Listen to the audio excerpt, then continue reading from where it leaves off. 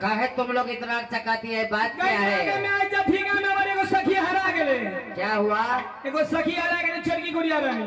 ओ यानी छटके गुड़िया रानी। हाँ, इससे पहले मेला भी लगा हुआ था। बस सखी वो में आयल छलियो। खोजो खोजो खोजो। ए सपना बाजनो कनी आगू अबियो ना। कौन नहीं हो? ई छोरी थाक गेलो, देखी ना ही जब बैठ गेलो। आए गए तोरे सना छोरी के कहे की लटकी छोरी अनार के दाना से के कहे खीर खा लो ना। तोरे लगा कहे छे कि चुप के पत्नी पातर चुराते पत्नी के नेहरा के दे दूरा।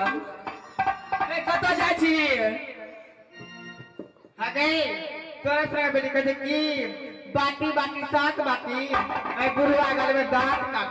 कहे छे कि ए तोरे सन के रहे तो कहे छे कि लाल साड़ी टांगल या साला मन लागल है ना।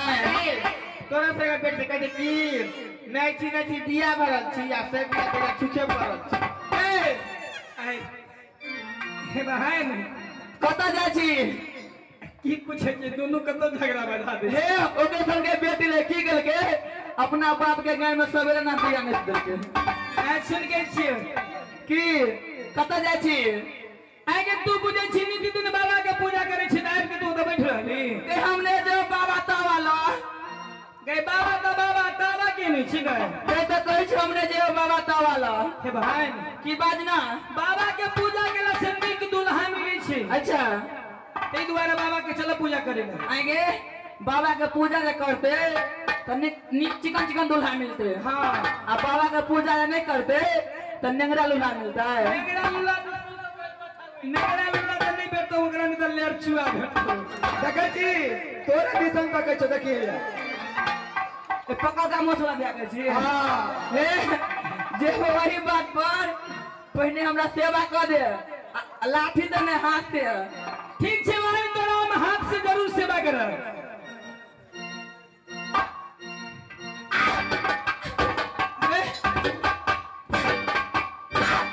गए बत कर हगनी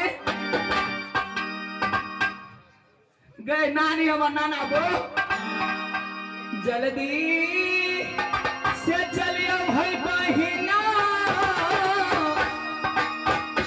आहे बाबा बहिना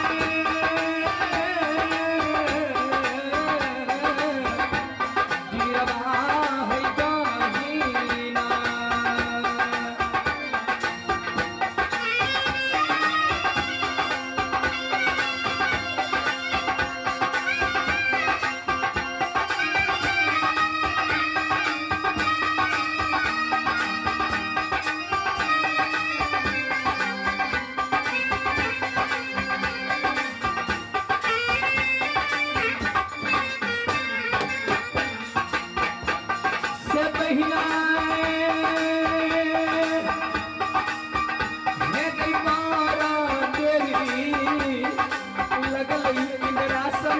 सब सखी मिल के चलियो ने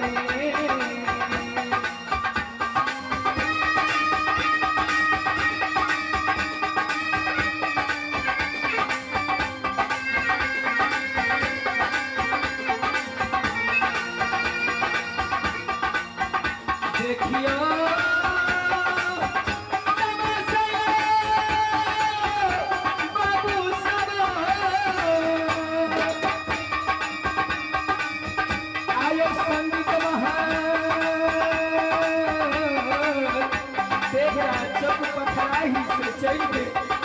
सबके गाँव जभी में आई के है लीला रखने छे नैन कुमारी हरा।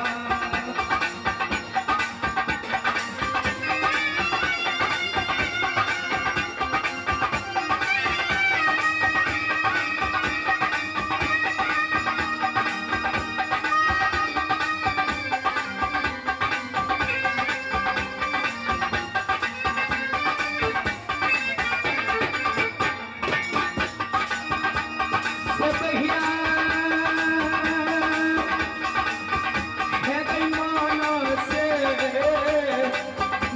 गाने कह के सब सखी इंद्र बाबा के रिझेला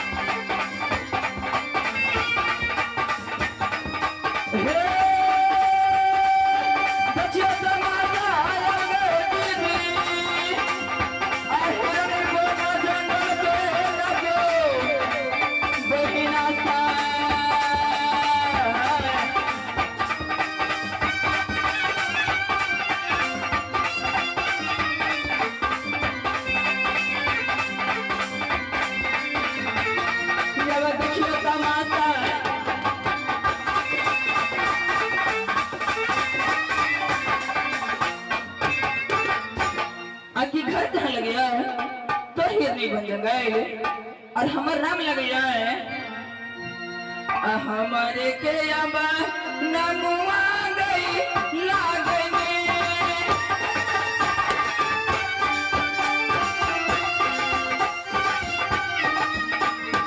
अब गई मन के बापना देवी गई लागने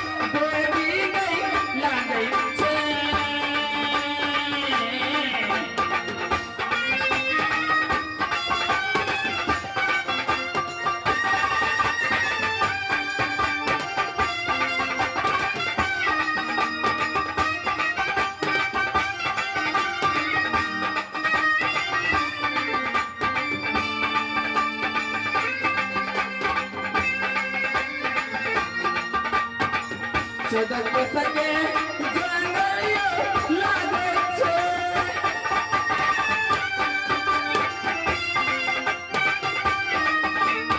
अब हिरनी बना जंगल मांगे लागे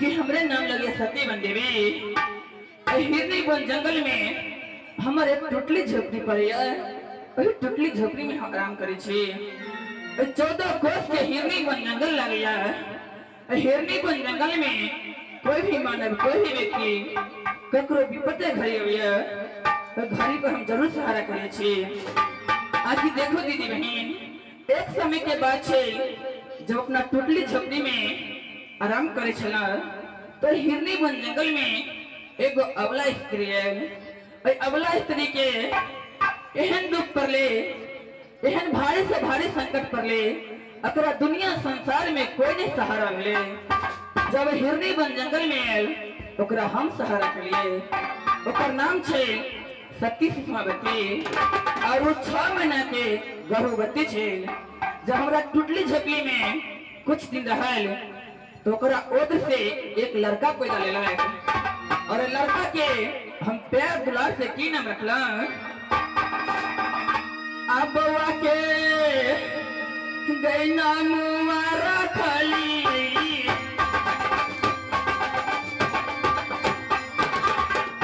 जंगली का गई बादा रखली जंगली का गई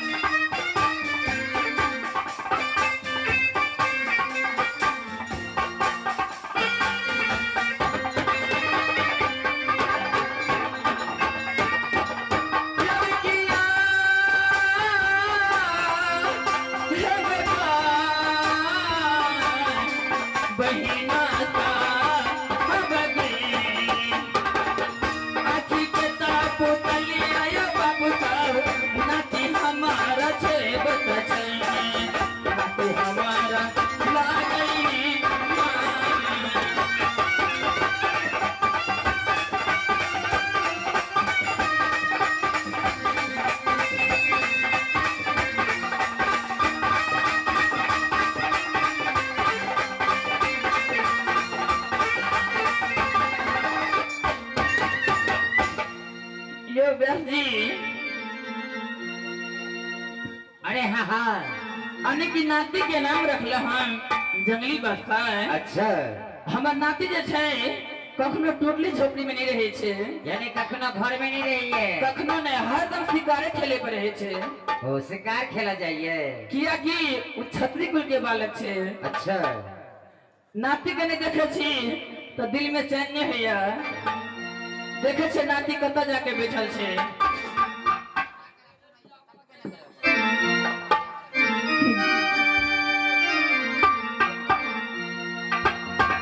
जल्दी